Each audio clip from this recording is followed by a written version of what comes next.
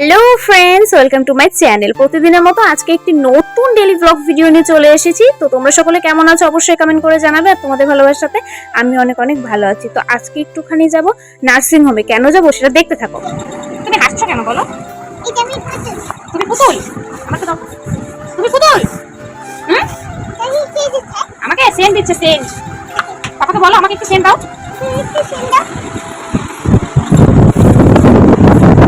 হয়েছে হয়েছে হয়েছে তো।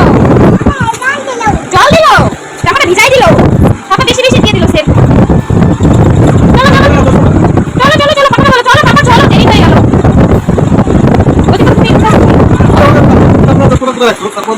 চলো চলো চলো চলো তাড়াতাড়ি চলো, তাড়াতাড়ি চলো, চলো চলো চলো চলো।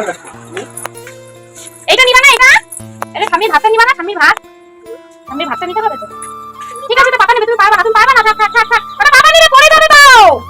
উফ, গেল, সব গেল।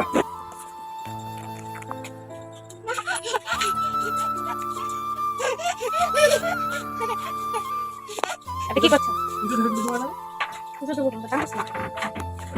যেহেতু বাড়িতে থাকবো না, তাই জন্য ঘর জানলা সব আটকে তালা দিয়ে তারপরে বাড়ি থেকে বেরোতে হবে। তো এখানে ও রান্নাঘরটা তালা দিয়ে দিয়েছে, আর বাদবাকি রুমগুলো তালা দিতে যাচ্ছে। তো এখানে যে ভাতটা ছিল সেটা আমি নিয়ে যাব, আর এখানে মনাও যাচ্ছে। তো এখানে চাবিটা রেখে দিয়েছি, ঘরটা যেহেতু লক করা হয়ে গেছে। তো ভাতটা নিয়ে এখন আমরা বেরোবো। এদিকে মনা আগের থেকে বাইকের সামনে গিয়ে হাজির। ও একদম যাওয়ার জন্য পুরো পাগল। বাইক দেখলে পরে ব্যাস আর কিচ্ছু চাই না। ওঠো ওঠো, ভালো করে ওইদিকে কাঁধ করে দেবো। দেখ দেখ দেখ, বুঝে গেলা? হ্যাঁ, তুমি বুঝতে পারলা? উঠে পড়েছি বাইকে, বেরিয়ে পড়লাম নার্সিং হোমে যাওয়ার জন্য। তো রাস্তা দিয়ে যেতে যেতে জাস্ট দেখছিলাম আকাশটা এতটা সুন্দর ছিল, যেমনি রোদ্রের তেজ তেমনি আকাশটা পরিষ্কার, কি সুন্দর মেঘ। আকাশের পাশে যে গাছগুলো ছিল সেগুলো তো আরো সুন্দর লাগছিল। তো দেখতে দেখতে আমরা ফাইনালি পৌঁছে গেছিলাম নার্সিং হোমে। তো আমরা প্রথমে ভেবেছিলাম যে দিদি হয়তো ভেতরে আছে।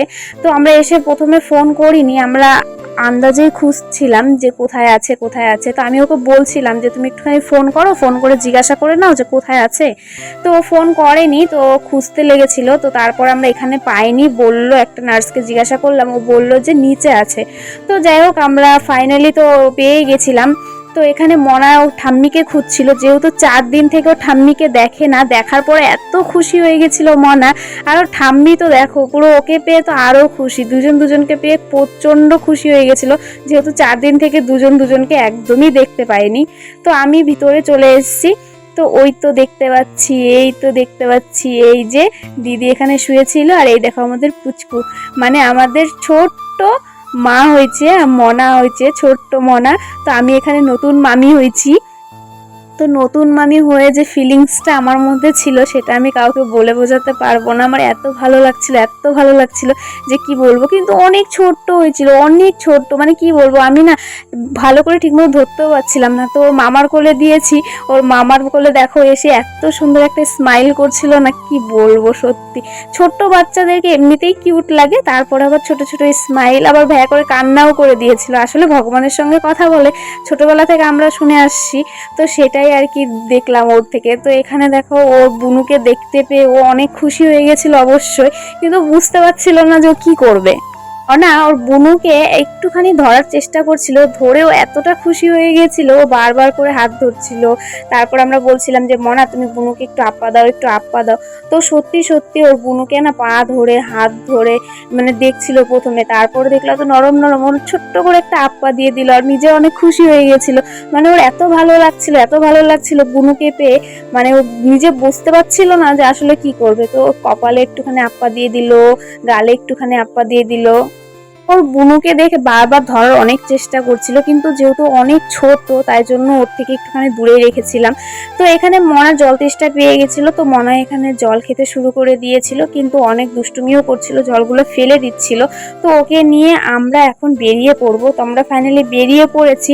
অনেকটা টাইম ছিলাম ওখানে, প্রায় 2 ঘন্টা 3 ঘন্টা মতো ছিলাম। তারপরে এখন একটুখানি যাব বাজার কলকাতাতে, কারণ একটুখানি কেনাকাটা করার আছে।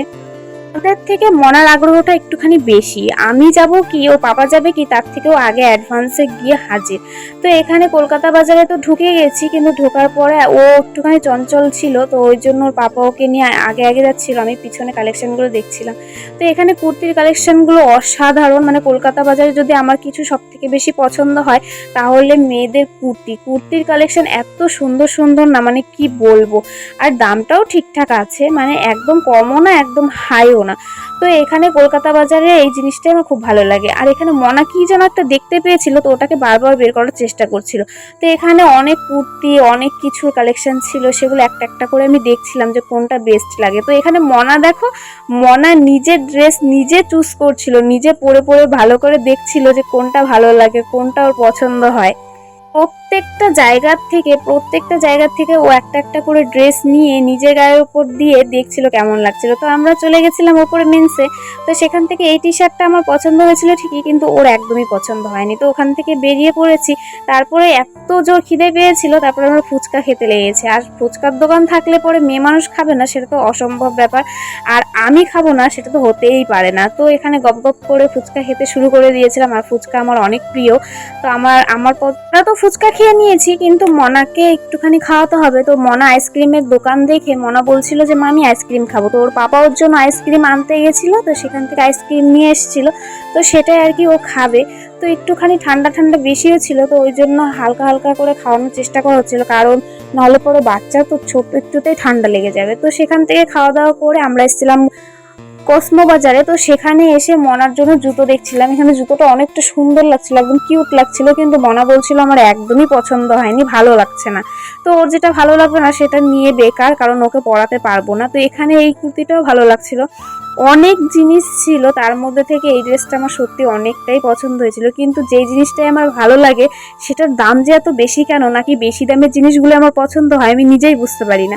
তো যাই হোক, সেখান থেকে তো আমরা বেরিয়ে পড়েছিলাম, সেখান থেকে কিছু কিনেছিলাম। তো এখানে চলে এসেছিলাম মিষ্টির দোকানে, মিষ্টি খাবো বলে মনা জেদ করছিল মিষ্টি খাবো, কিন্তু দোকানে এসে একদমই না, একদমই না। তো না, ওকে আমি একটুখানি তো চেষ্টা করেও আমি ওকে খাওয়াতে পারিনি। ও নিজে থেকেই বলছিল প্রথমে খাবে, কিন্তু তারপরে একদমই না। তারপরে কি করব, অনেক চেষ্টা করার পরে ওকে খাওয়াতে পারলাম না, তো পারলামই না।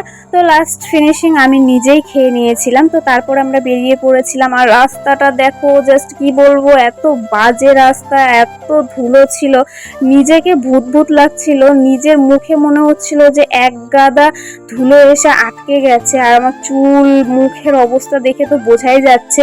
তো যাই হোক বন্ধুরা, আমার এই ভিডিওটি কেমন লাগলো অবশ্যই জানাবে। আজকের মতো টাটা।